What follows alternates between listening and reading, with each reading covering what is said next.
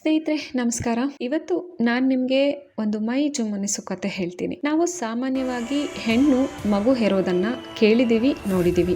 ಆದ್ರೆ ಒಬ್ಬ ಗಂಡಸು ಗರ್ಭಿಣಿಯಾದ ಕತೆ ಕೇಳಿದೀರಾ? ಅದರಲ್ಲೂ ಒಬ್ಬ ಶಕ್ತಿಶಾಲಿ ಮಹಾರಾಜ ಗರ್ಭಿಣಿಯಾದ ಅಂದ್ರೆ ನಂಬೋಕೆ ಅಸಾಧ್ಯ ಅನ್ಸತ್ತೆ. ಇದು ಯಾವುದೋ ಮಾಡರ್ನ್ ಸೈನ್ಸ್ ಫಿಕ್ಷನ್ ಅಲ್ಲ, ಅಥವಾ ಯಾವುದೋ ಹಾಲಿವುಡ್ ಮೂವಿ ಸ್ಕ್ರಿಪ್ಟ್ ಕೂಡ ಅಲ್ಲ. ಇದು ನಮ್ಮ ಪುರಾಣಗಳಲ್ಲಿ ದಾಖಲಾಗಿರೋ ಒಂದು ಮೈಂಡ್ ಬ್ಲೋಯಿಂಗ್ ಸತ್ಯ ಕತೆ. ಒಬ್ಬ ರಾಜ ಯಾಕೆ ಗರ್ಭಿಣಿ ಆಗ್ತಾನೆ? ಆ ಮಗು ಹುಟ್ಟಿದ್ದು ಹೇಗೆ?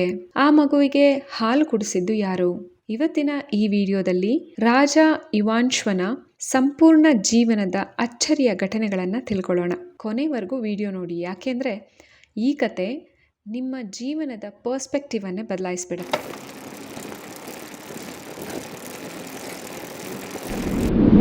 ಹಲವು ಸಾವಿರ ವರ್ಷಗಳ ಹಿಂದೆ ಭಾರತವನ್ನ ಆಳುತ್ತಿದ್ದ ಸೂರ್ಯವಂಶದ ರಾಜ ಈ ಯುವನಾಶ್ವ. ಈತ ತುಂಬಾ ಕೈಂಡ್ ಹಾರ್ಟೆಡ್ ಆಗಿರ್ತಾನೆ, ಮತ್ತೆ ಧರ್ಮಿಷ್ಠ ರಾಜ ಕೂಡ ಆಗಿರ್ತಾನೆ. ಪ್ರಜೆಗಳನ್ನ ತನ್ನ ಸ್ವಂತ ಮಕ್ಕಳ ತರಹ ನೋಡ್ಕೊಳ್ತಾ ಇರ್ತಾನೆ. ಇವನ ಆಡಳಿತದಲ್ಲಿ ಸಂಪತ್ತು, ಗೌರವ, ಗೆಲುವು ಎಲ್ಲ ಕೂಡ ಇತ್ತು. ಆದ್ರೆ ಒಂದೇ ಒಂದನ್ನ ಬಿಟ್ಟು, ಅದೇನಪ್ಪಾ ಅಂದ್ರೆ ರಾಜನಿಗೆ ಮಕ್ಕಳಿರ್ಲಿಲ್ಲ. ಎಷ್ಟೇ ಪೂಜೆ ಮಾಡಿದ್ರು, ಎಷ್ಟೇ ವರ್ಷ ಕಳೆದ್ರು ಅವನ ನೆಕ್ಸ್ಟ್ ಜನರೇಷನ್ಗೆ ರಾಜ್ಯವನ್ನ ಒಪ್ಸೋದಿಕ್ಕೆ ಒಬ್ಬ ವಾರಸುದಾರ ಇರಲಿಲ್ಲ. ಈ ನೋವು ರಾಜನನ್ನ ಒಳಗಿಂದೊಳಗೆ ತುಂಬಾನೇ ಕಾಡ್ತಾ ಇತ್ತು.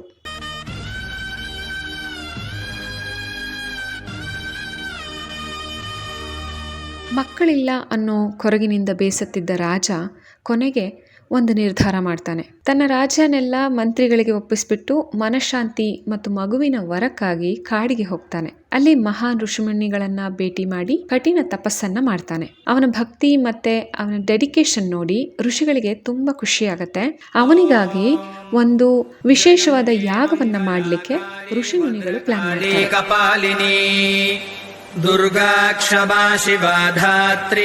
ಹೀಗೆ ನಿರ್ಧಾರ ಮಾಡಿದ ಋಷಿಗಳು ಒಂದು ದೊಡ್ಡ ಹೋಮನ ಮಾಡ್ತಾರೆ.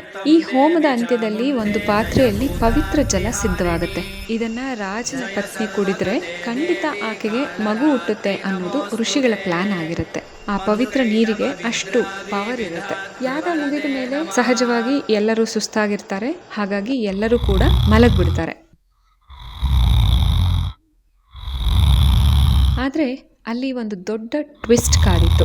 ರಾತ್ರಿ ಎಲ್ಲರೂ ಮಲಗಿದ ಮೇಲೆ ಮಧ್ಯರಾತ್ರಿ ಸಮಯದಲ್ಲಿ ರಾಜನಿಗೆ ಸಿಕ್ಕಾಪಟ್ಟೆ ಬಾಯಾರಿಕೆ ಆಗುತ್ತೆ. ರಾಜನಿಗೆ ಆ ಪಾತ್ರೆಯಲ್ಲಿರೋದು ಮಂತ್ರಿಸಿದ ನೀರು ಅಂತ ಗೊತ್ತಿರಲ್ಲ. ಬೈ ಆಕ್ಸಿಡೆಂಟ್ ಅವನೇ ಆ ಪಾತ್ರೆಯಲ್ಲಿದ್ದ ಸಂಪೂರ್ಣ ನೀರನ್ನ ಕುಡಿದು ಬಿಡ್ತಾನೆ.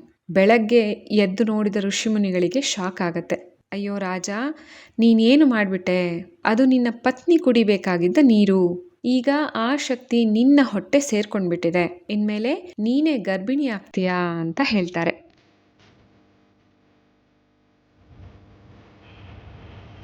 ಹೌದು ಫ್ರೆಂಡ್ಸ್, ಅಕ್ಷರಶಃ ರಾಜ ಇವಾನಾಶ್ವ ಗರ್ಭಿಣಿ ಆಗ್ತಾನೆ. ಇದು ಇಡೀ ಪ್ರಕೃತಿಯ ನಿಯಮಕ್ಕೆ ವಿರುದ್ಧವಾಗಿತ್ತು. ಒಬ್ಬ ಪುರುಷನ ದೇಹದಲ್ಲಿ ಜೀವ ಬೆಳೆಯೋದು ಅಂದ್ರೆ ಸಾಮಾನ್ಯ ವಿಷಯನ? ರಾಜನಿಗೆ ನೋವು, ಭಯ ಎಲ್ಲವೂ ಶುರುವಾಗುತ್ತೆ. ಆದ್ರೆ ದೈವ ಸಂಕಲ್ಪದ ಮುಂದೆ ಯಾರೂ ಏನು ಮಾಡೋಕೆ ಆಗಲ್ಲ. ಹೀಗೆ 9 ತಿಂಗಳು ಕಳೆಯುತ್ತೆ. ಮಗು ಹುಟ್ಟೋ ಸಮಯ ಕೂಡ ಬರುತ್ತೆ. ರಾಜನ ಹೊಟ್ಟೆಯ ಬಲಭಾಗವನ್ನ ಸೀಳಿ ಒಂದು ಸುಂದರವಾದ ಗಂಡು ಮಗು ಜನಿಸುತ್ತೆ. ಆದ್ರೆ ಇಲ್ಲಿ ಇನ್ನೊಂದು ಸಮಸ್ಯೆ ಎದುರಾಗುತ್ತೆ. ಅದೇನಪ್ಪಾ ಅಂದ್ರೆ ಮಗುವಿಗೆ ಹಾಲು ಉಣಿಸೋರು ಯಾರು ಅಂತ. ತಂದೆಗೆ ಮಗುವಿಗೆ ಹಾಲು ಕೊಡೋದಿಕ್ಕೆ ಆಗಲ್ಲ. ಮಗು ಹಸುವಿಂದ ಅಳೋಕೆ ಶುರು ಮಾಡುತ್ತೆ. ಆಗ ದೇವಲೋಕದ ರಾಜ ಇಂದ್ರ ಪ್ರತ್ಯಕ್ಷನಾಗ್ತಾನೆ. ಮಗುವಿನ ಅಳು ನೋಡಿ ಮರುಗಿದ ಇಂದ್ರ ತನ್ನ ಬೆರಳನ್ನೇ ಮಗುವಿನ ಬಾಯಿಗಿಟ್ಟು ಅಮೃತದ ಹಾಲನ್ನ ಕೊಡ್ತಾನೆ. ಆಗ ಇಂದ್ರ ಹೇಳ್ತಾನೆ, ಮಾಂದಾತೃ ಅಂತ. ಅದರ ಅರ್ಥ ನಾನೇ ಇವನಿಗೆ ತಾಯಿ ಅಂತ. ಇದರಿಂದಲೇ ಆ ಮಗುವಿಗೆ ಮಾಂದಾತೃ ಅನ್ನೋ ಹೆಸರು ಕೂಡ ಬರುತ್ತೆ. ಈ ಮಾಂದಾತೃ ಮುಂದೆ ದೊಡ್ಡವನಾಗಿ ಇಡೀ ಜಗತ್ತನ್ನೇ ಆಳಿದ ಚಕ್ರವರ್ತಿ ಆಗ್ತಾನೆ. ಇವನು ಎಷ್ಟು ಶಕ್ತಿಶಾಲಿ ಅಂದ್ರೆ ದೇವತೆಗಳು ಕೂಡ ಇವನನ್ನ ಗೌರವಿಸ್ತಾ ಇರ್ತಾರೆ. ರಾಜ ಇವಾನಾಶ್ವ ಪಟ್ಟ ಕಷ್ಟ, ಅವನ ತಪಸ್ಸು ವ್ಯರ್ಥವಾಗಲಿಲ್ಲ.